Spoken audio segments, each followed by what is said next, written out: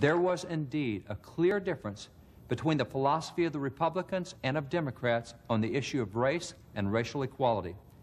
Southern Democrats had been willing to form an entire nation on the foundation of white supremacy, and there was no doubt that the South was strongly Democratic. As a leading South Carolina Democrat testified during an 1871 congressional hearing, for the purposes of this hearing, sir, could you provide a breakdown along party lines as exists in your state? Almost 999 out of 1,000 of the decent people of South Carolina belong to the Democratic Party. The Republican Party is composed entirely of the colored people. When it came time for the presidential election of 1864, Southern Democrats were still fighting against the Union. Therefore, the presidential candidate for the Democrats that year was a Northern Democrat, Union General George B. McClellan. McClellan was actually running for president against his own commander-in-chief, but there was a clear difference between the two. In fact, Abraham Lincoln had twice replaced McClellan for failing to obey Lincoln's orders to launch aggressive attacks against the Confederacy. And not surprisingly, the anti-black tone of this Northern Democrat shone through in his presidential campaign. For example, examine this 1864 campaign piece for General McClellan. Why does he urge citizens to vote for him?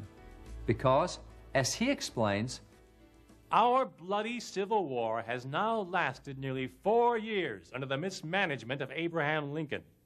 Nearly 1 million white men have been sacrificed. Notice another of his complaints. Lincoln has declared his intention to convert the Civil War into a war for forcible abolition and Negro equality, social and political.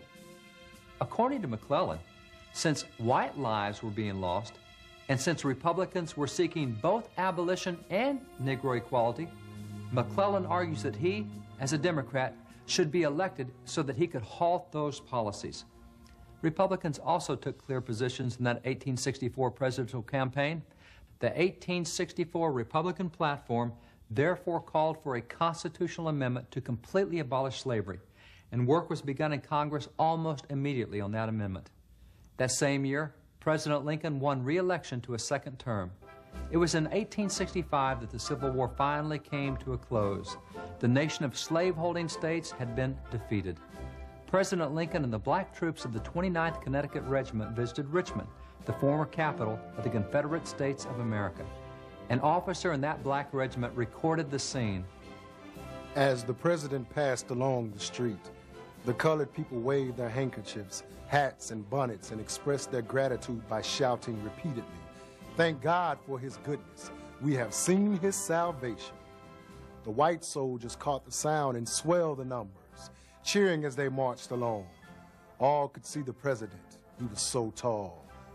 One woman shouted, "Thank you, dear Jesus, for this sight of the great conqueror." No wonder tears came to the president's eyes when he looked on the poor colored people who were once slaves and heard the blessing uttered from thankful hearts and thanksgiving to God and Jesus. Thousands of colored men in Richmond would have laid down their lives for President Lincoln.